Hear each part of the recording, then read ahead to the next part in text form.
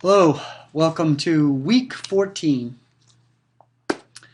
And this week we're going to talk about punishment. Punishment is probably the most polarizing topic in applied behavior analysis. We are going to talk a lot more about punishment in ethics, where it is a very obvious subject to discuss.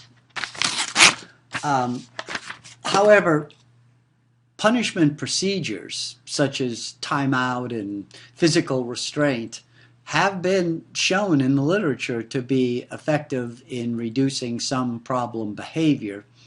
Now, of course, as we'll talk about in much more detail, as I say, in ethics, but you probably also know anyway, punishment is something that many people are opposed to even attempt to do. It's illegal in some places, and our own ethics make it very clear that you're only going to use punishment procedures when you've tried alternative procedures such as differential reinforcement of other behavior, differential reinforcement of alternative behavior, antecedent procedures, non-contingent access to reinforcement, etc.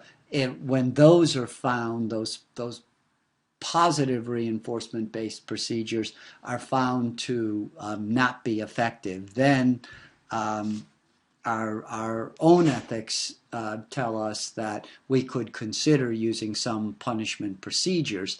So if that's going to happen, and things like timeout and some kind of physical interventions do occur, and so if we are going to do those, we certainly should try to do them as effectively as possible. So basic research, as this article will tell you, on punishment has clearly shown that punishment is most effective when it's delivered on a continuous schedule. That is, that every single time the behavior occurs, the punishment occurs. Now, the problem with that is realistically that you may not be able to catch it every single time it occurs.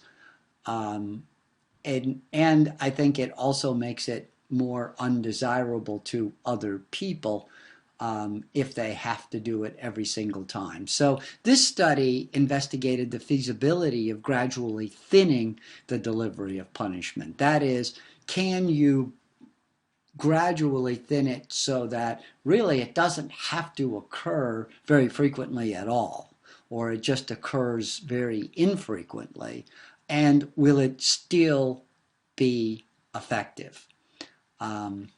And so that was the purpose of this study. As you'll see when you read it, the results were not consistent across all the participants, but in some cases the results were positive in that you were able to thin it.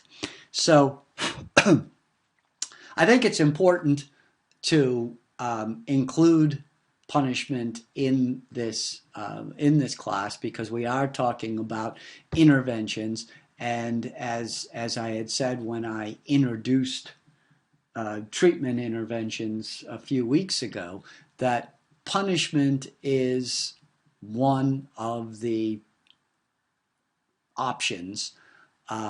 Again, not something that we should or would ever use first.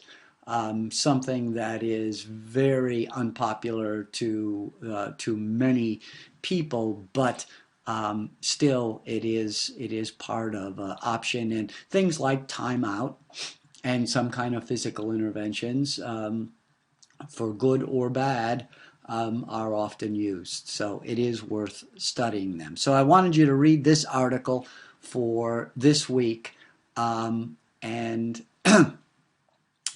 just to introduce you to punishment and we will be talking about it, as I said, in much more detail in our ethics class. All right, if you have any questions, as usual, email me or put them in a discussion question, and I will get back to you. Have a good week. Bye.